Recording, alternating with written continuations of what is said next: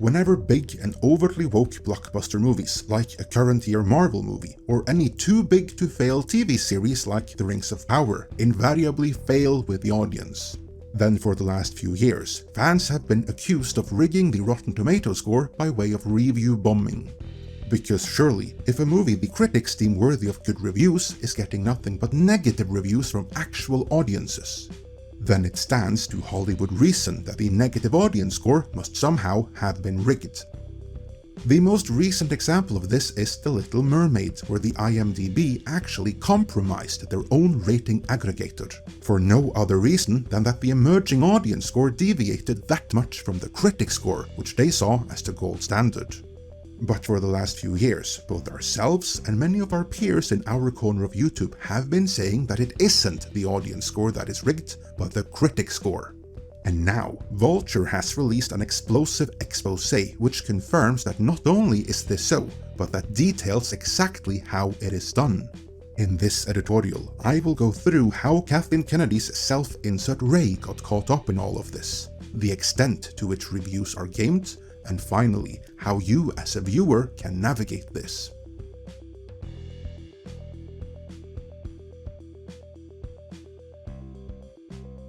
Vulture begins their exposé with a case study on the movie publicity company Bunker 15. There's nothing that special about them, they just fell victim to the bad luck of the draw. Pretty much all the movie publicity companies do some variation of what they do, and the bigger they are, the more they do it. But Bunker 15 were chosen to be exposed, and so the piece reads. In 2018, a movie publicity company called Bunker 15 took on a new project. Ophelia, a misandrist retelling of Hamlet starring Daisy Ridley. Critics who had seen early screenings had published 13 reviews, 7 of them negative, which translated to a score of 46% on the all-important aggregation site Rotten Tomatoes. A disappointing outcome for a film with prestige aspirations and no domestic distributor. Okay, let's pause right there for a moment to briefly explain how Rotten Tomatoes work, as there are many who never looked into that.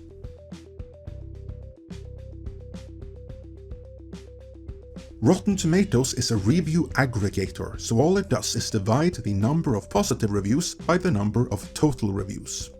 There is no distinction between how positive or how negative the reviews are, the only thing that matters is if they're listed as positive or negative.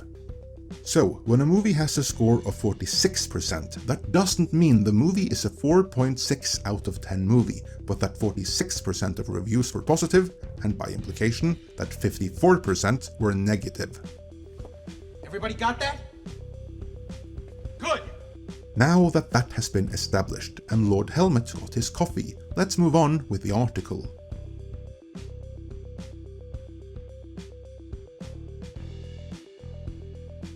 Continuing the story of Bunker 15 and their attempt at helping out Daisy Ridley's man-hating Ophelia, the article writes, "But just because the tomato meter says a title is rotten, scoring below 60%, it doesn't need to stay that way. Bunker 15 went to work.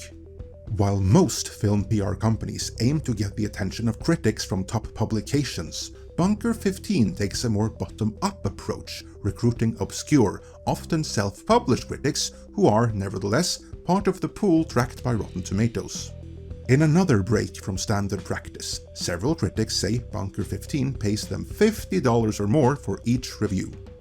This tells us two things.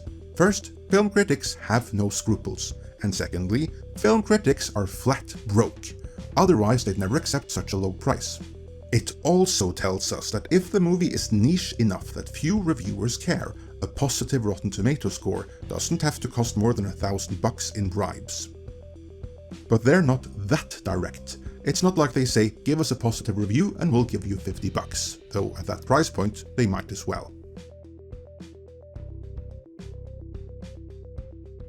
They like to play games though, and the piece says, an employee of the company emailed a prospective reviewer about Ophelia, saying, "It's a Sundance film, and the feeling is that it's been treated a bit harshly by some critics. I'm sure sky-high expectations were the culprit, so the teams involved feel like it would benefit from more input from different critics."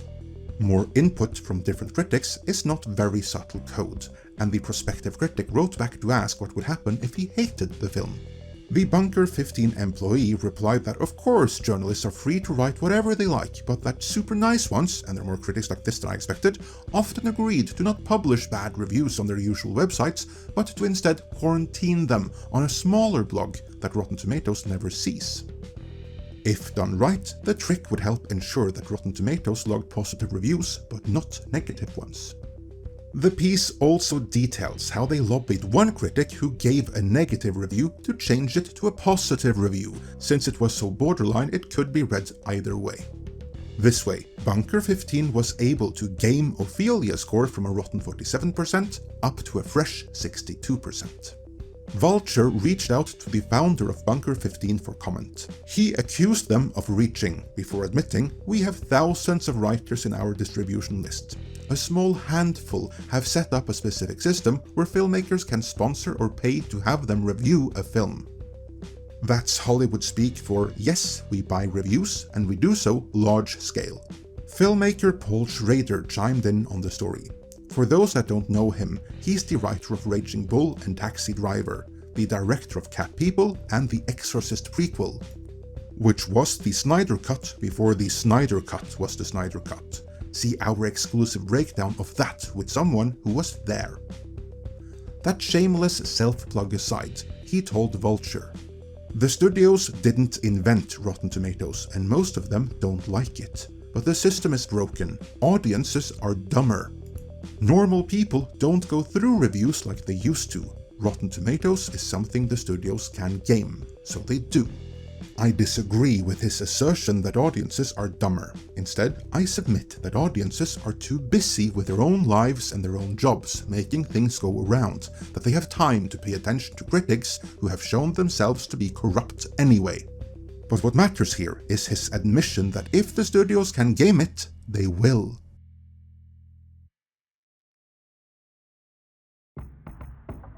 That story about Bunker 15 rigging the score for Daisy Ridley's Ophelia was just an introductory example, a simple small-scale case study. It was but the tip of the iceberg. The bigger the movie and the bigger the studio, the worse it gets. The article continues.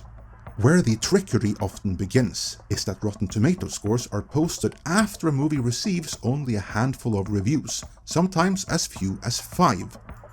Even if those reviews may be an unrepresentative sample. This is sort of like a cable news network declaring an election night winner after a single county reports its results. But studios see it as a feature, since with a little elbow grease they can sometimes fool people into believing a movie is better than it is. Here's how. When a studio is prepping the release of a new title, it will screen the film for critics in advance. It's a film publicist's job to organize these screenings and invite the writers they think will respond most positively. Then that publicist will set the movie's review embargo in part so that its initial tomato meter score is as high as possible at the moment when it can have maximal benefits for word of mouth and early ticket sales. They then provide the perfect example. In February, the tomato meter score for Ant-Man and the Wasp: Quantumania debuted at 79% based on its first batch of reviews. Remember, we always say never trust the first batch reviews for this very reason. Days later, after more critics had weighed in, its rating sank into the 40s. But the gambit may have worked. Quantumania had the best opening weekend of any movie in the Ant-Man series at 106 million. In its second weekend, with its rottenness more firmly established, the film's grosses slid 69%, the steepest drop-off in Marvel history. The article goes on, and apart from them failing to cover that accusations of fan review bombing more often than not is just another manipulation tactic, used by scrupulous publicists to protect a failing movie, this is a really good piece by Vulture. It concludes with, viewers may have developed their own formulas for choosing movies, in which tomato meter scores are just one important variable. If there was a new film by, I don't know, Klaus von Boringstein, says Schrader, and he had a 3-hour drama about a housewife in the Middle Ages, do you think people would go see it because it had a 90% on Rotten Tomatoes? No. But if it were a movie about a serial killer in the wilds of Alaska and it had a 50%, they might check that out. Maybe they'd have better luck if they read the reviews. I don't know that I agree with this example, as if it was set in the freaking Dark Ages, I'd watch the hell out of a 3-hour drama of a housewife trying not to be accused of being a witch and be burned at the stake. And that aside, I only partially agree with the conclusion. Review aggregators like Rotten Tomatoes can be gamed, and so they are. The problem is, the reviews that Paul Schrader, and presumably Vulture, wants you to read in full are what is being used to game those review aggregators in the first place. With the critics themselves being on the take, you actually have to read between the lines to get at the truth. We saw this clearly with the Rings of Power, where even reviews from major publications were clearly compromised, because they presented as positive reviews and counted as positive on Rotten Tomatoes. But if you read them really carefully, dissecting each and every word, you'd see that they were full of hedges, and between the lines, they were in fact negative reviews. So no, reading reviews from the entertainment media complex will only get you so far. I'd suggest maybe using that as part of your decision, as should review aggregators be. But the deciding factors should be word of mouth and reviews from independent voices you know to have a taste that is in line with yours and that you trust. It is a sad state of affairs when you just can't trust the metrics and reviews which are the most easy to find in the mainstream media, but that's where we are. Let me know your thoughts on this in the comments.